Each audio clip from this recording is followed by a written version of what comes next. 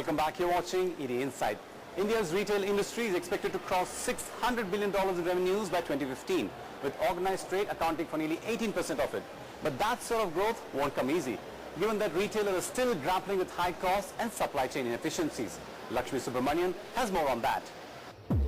The Great Indian Bazaar has its cash registers ringing once again. Customers are flocking in, sales are up by an average 30% over the past year, and retailers are rolling out more stores, albeit cautiously.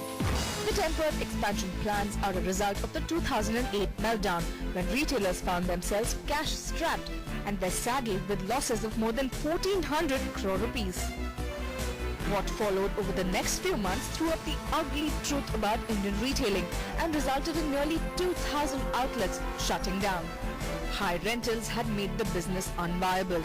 That's when retailers went back to the drawing board, renegotiated rents and slashed costs. But all that is history now. And the rentals are once again inching towards uncomfortable levels. In the interest of the industry, I just hope it doesn't go back to the 2008-2009 levels where actually it became very difficult for the industry to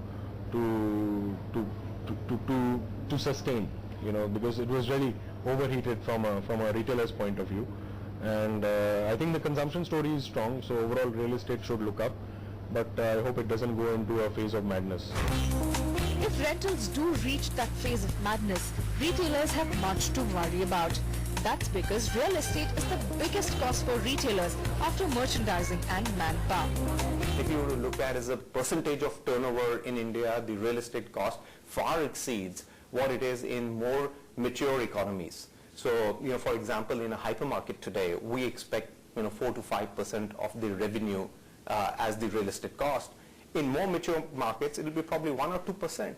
So the real estate cost definitely is higher in India compared to the turnover as it is in more mature markets. Has it been a stumbling block? I think it has been a stumbling block. The other stumbling block is poor supply chain management. Let's start with procurement, especially in the case of fresh fruits and vegetables, which is tightly controlled by the government. Beyond modern trade itself, it will still require some more regulatory issues to be addressed, like making contract farming easier, easing up of the APMC laws further, basically addressing the concern on a procurement side that most modern format retailers want. They want assurance of quality and quantity of product that they buy from the farm gate. And that will not happen until the regulatory mechanism and the ability of them to deal with the farm gate, the farmer, negotiate on a mutually beneficial basis and be able to bring product on a consistent basis into their stores. And here's how the costs and margins would add up in case that happens. Let's assume that a retailer in Mumbai sells a kilo of tomatoes for 100 rupees.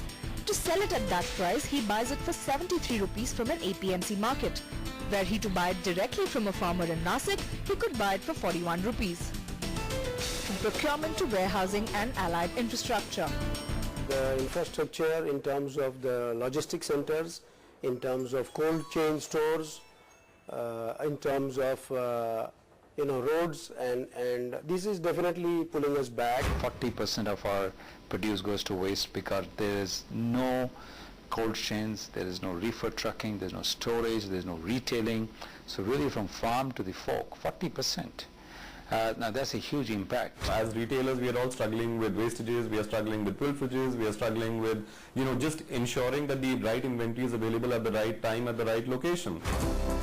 Expertise and investments can help solve some of these problems, and that's why the strong case for FDI in multi-brand retailing. FDI can play a major role in solving most of the problems that plague Indian retail. It will ensure that customers get a variety of products at competitive prices, lead to better supply chain management, lesser wastage, and boost private labels. But permitting FDI may not be enough. The regulatory environment needs to be more conducive. As of now, it's cumbersome and tedious to say the least. Even today, when Indian companies open retail stores in India, we have to procure 35 licenses to open a small store in India, and all given by the local municipalities and the APMC Act and the state government. So a lot of that needs to be taken into account. So my own view is that while a regulatory framework is essential, the implementation of that regulatory framework through a single window at the state level is probably going to be the more practical answer to this going forward. To run a hypermarket store in India, I need 43 licenses. Now this is inconceivable and unthinkable in any other part of the world. And to name just a few laws, the laws are already so draconian. So if you look at the Prevention of Food and Adulteration Act, or if you look at the Weights and Measure Act, or you look at the Shops and Establishment Act, some of these have got criminal provisions to proceed against directors for things which they have no control over or which they have nothing to do with. These draconian laws are what the government needs to work on if it is serious about growing the retail industry. After all, retail is not just any other sector. It's the country's second largest employer that provides livelihoods to nearly 25 million people. A sector that is hungry for more investments and one that is serving the varied needs of 1 billion people.